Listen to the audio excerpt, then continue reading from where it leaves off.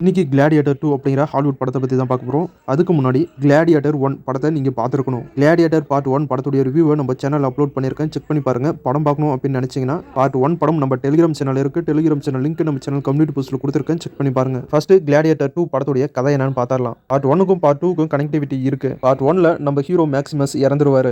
நம்ம hero Maximus இறந்ததுக்கப்புறம் 16 வருஷங்கள் கழிச்சு தான் இந்த கதை நடக்கிற மாதிரி எடுத்திருக்காங்க. நம்ம ஹீரோ மேக்ஸிமஸும் முன்னாள் அரசர் சீசரும் ரோமில் மக்களாட்சி நடக்கணும், மக்கள் எல்லாருக்கும் நல்லது நடக்கணும் அப்படின்னு நினைச்சாங்க. ஆனா அது எதுவுமே இப்ப நடக்கல.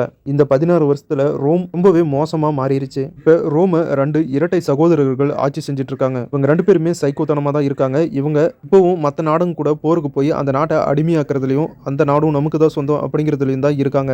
இப்ப ரோமோடைய பெரும் போர் படை லுமிடியா அப்படிங்கிற நாடு கூட போருக்கு போறாங்க. அந்த நாட்டில் தான் இப்ப படத்துடைய ஹீரோ அவருடைய காதலி கூட ரொம்பவே சந்தோஷமா வாழ்ந்துட்டு இருக்காரு. இப்ப ரோம் படைகள் அங்க போருக்கு வந்ததுனால லுமிடியாவில் பெரும் கலவரமும் போரும் நடந்துட்டு இருக்கு. லுமிடியா மக்கள் ரோம் போர் வீரர்கள் கிட்ட தோத்துறாங்க. மட்டும் இல்லாம அதே நேரத்தில் ஹீரோவோட கண்ணு முன்னாடியே அவருடைய காதலியை கொன்னுறாங்க. தோத்து போன லுமிடியாவோட நாட்டில் இருக்கிற ஆண்களை அடிமையா ரோம் படைகள் கூட்டிட்டு போறாங்க ரோமுக்கு. அதுல ஒரு அடிமையா நம்ம ஹீரோவும் ரோமுக்கு வராரு. ரோமுக்கு அடிமையா கூட்டிட்டு வர வீரர்களை வச்சுதான் கிளாடியேட்டர் அப்படிங்கிற ஒரு விளையாட்டையை நடத்துவாங்க. ரோம் அடிமையா ரோமுக்கு வந்த நம்ம ஹீரோவும் அந்த கிளாடியேட்டர் போட்டியில கலந்துக்கிறாரு. அதுக்கப்புறம் நடக்கிற சுவாரஸ்யமான சம்பவங்கள் என்ன, உண்மையிலே ஹீரோ யாரு, ஹீரோவுக்கும் ரோமுக்கும் இருக்கிற நெருக்கம் என்ன, ஹீரோவோட பிளாஷ்பேக் என்ன, அடுத்து ரோம்ல என்ன நடக்க போகுது, ஹீரோவோட கண்ணு முன்னாடியே அவருடைய காதலியை கொன்ன படைத்தலைவனை பழி வாங்கினானா, கடைசியா ரோம் பேரரசுடைய போர்கள் ஒரு முடிவுக்கு வந்துச்சா அப்படிங்கிற இந்த எல்லா கேள்விக்கான பதிலையும் இந்த படத்தை பார்த்து நீங்க தெரிஞ்சுக்கங்க. கிளாடியேட்டர் பார்ட் 1 படத்தை உங்களுக்கு எந்த அளவுக்கு பிடிக்குமோ அதே மாதிரி கண்டிப்பா இந்த பார்ட் 2 படத்தையும் அதே அளவுக்கு பிடிக்கும். பார்ட் 1ல எப்படி அந்த எமோஷனல் காட்சிகள் நம்மளோட கனெக்ட் ஆகுமோ அதே மாதிரி தான் பார்ட் 2லயும் அந்த எமோஷனல் காட்சிகள் நம்ம கூட சூப்பராகவே கனெக்ட் ஆகுது. பார்ட் 1ல கிளாடியேட்டர் போட்டி பார்த்தீங்கன்னா அந்த கிரவுண்டு உள்ளே நடந்து முடிகிற மாதிரி காட்டுவாங்க.